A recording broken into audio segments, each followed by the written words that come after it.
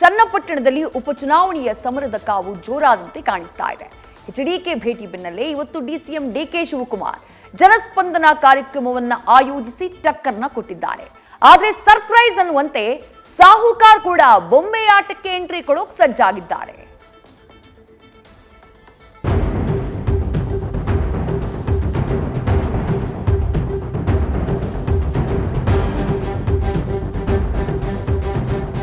ಬೊಂಬೆನಾಡು ಚನ್ನಪಟ್ಟಣದಲ್ಲಿ ಉಪಚುನಾವಣೆಯ ಅಖಾಡ ರಂಗೇರತೊಡಗಿದೆ. ಉಪ ಕದನಕ್ಕೆ ಮುಹೂರ್ತ ಫಿಕ್ಸ್ ಆಗೋಕ್ಕೂ ಮೊದಲೇ ರಾಜಕೀಯದ ಚದುರಂಗದ ಆಟ ಶುರುವಾಗಿದೆ. ಬೆಂಗಳೂರು ಗ್ರಾಮಾಂತರ ಲೋಕಸಭಾ ಕ್ಷೇತ್ರದಲ್ಲಿ ಸಹೋದರ ಡಿಕೆ ಸುರೇಶ್ ಸೋಲಿನ ಪ್ರತೀಕಾರ ತೀರಿಸಿಕೊಳ್ಳಲು ಡಿಕೆ ಶಿವಕುಮಾರ್ ಸಜ್ಜಾಗಿದ್ದಾರೆ. ಚನ್ನಪಟ್ಟಣದಲ್ಲಿ ರಂಗೇರಿದ ಉಪಚುನಾವಣೆ ಸಮರ.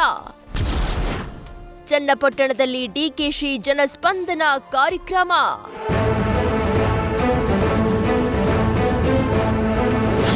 ಚನ್ನಪಟ್ಟಣ ಕ್ಷೇತ್ರದ ಉಪಚುನಾವಣೆ ಅಖಾಡಕ್ಕೆ ಧುಮುಕಲು ಡಿಸಿಎಂ ಶಿವಕುಮಾರ್ ಸಿದ್ಧತೆ ಮಾಡಿಕೊಳ್ತಿದ್ದಾರೆ. ಈಗಾಗಲೇ ಕ್ಷೇತ್ರದಲ್ಲಿ ಆಕ್ಟಿವ್ ಆಗುವ ಮೂಲಕ ಸಂಚಲನ ಸೃಷ್ಟಿಸಿದ್ದಾರೆ.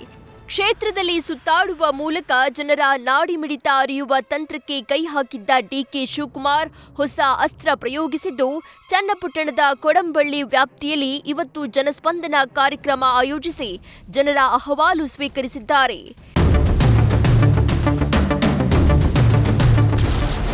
ಎಚ್ಡಿ ಕುಮಾರಸ್ವಾಮಿ ಹೇಳಿಕೆಗೆ ಡಿಕೆಶಿ ತಿರುಗೇಟು.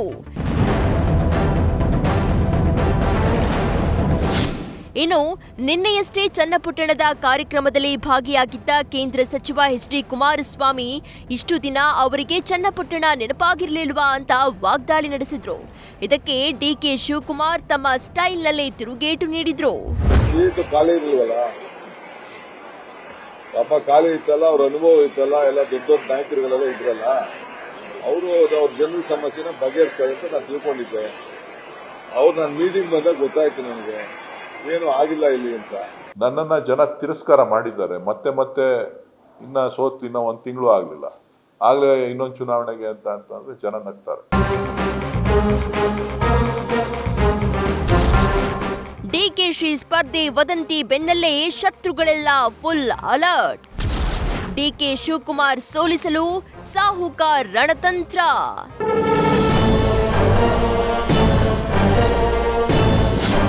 ಇತ್ತ ಚನ್ನಪಟ್ಟಣ ಬೈ ಎಲೆಕ್ಷನ್ನಲ್ಲಿ ಡಿಸಿಎಂ ಡಿಕೆಶಿ ಸ್ಪರ್ಧೆ ವದಂತಿ ಬೆನ್ನಲ್ಲೇ ಡಿಕೆಶಿ ಶತ್ರುಗಳು ಫುಲ್ ಅಲರ್ಟ್ ಆಗಿದ್ದಾರೆ. ಡಿಕೆ ಶಿವಕುಮಾರ್ ಸೋಲಿಸಲು ರಮೇಶ್ ಜಾರಕಿಹೊಳಿ ಮಾಸ್ಟರ್ ಪ್ಲಾನ್ ಮಾಡಿದ್ದಾರೆ. ದೆಹಲಿಯಲ್ಲಿ ಎಚ್ಡಿಕೆ ಭೇಟಿಯಾಗಿರುವ ರಮೇಶ್ ಜಾರಕಿಹೊಳಿ ಡಿಕೆಶಿಯನ್ನ ಸೋಲಿಸಿ ಸೇಡು ತೀರಿಸಿಕೊಳ್ಳುವ ಬಗ್ಗೆ ಚರ್ಚೆ ನಡೆಸಿದ್ದು, ಡಿಕೆಶಿ ಸ್ಪರ್ಧಿಸಿದ್ರೆ ಎನ್ಡಿಎ ಅಭ್ಯರ್ಥಿ ಪರ ಕ್ಯಾಂಪೇನ್ ಮಾಡುವೆ ಎಂದು ಸಾಹುಕಾರ್ ತಿಳಿಸಿದ್ದಾರೆ ಅಂತ ನ್ಯೂಸ್ ಫಸ್ಟ್ಗೆ ಉನ್ನತ ಮೂಲಗಳಿಂದ ಮಾಹಿತಿ ಲಭ್ಯವಾಗಿದೆ.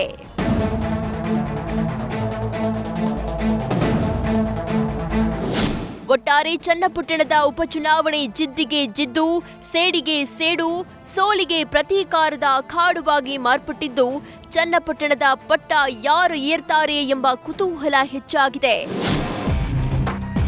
News first bureau. News first ನಿರ್ಭೀತಿಯಿಂದ ನಿಮ್ಮ ಪರವಾಗಿ.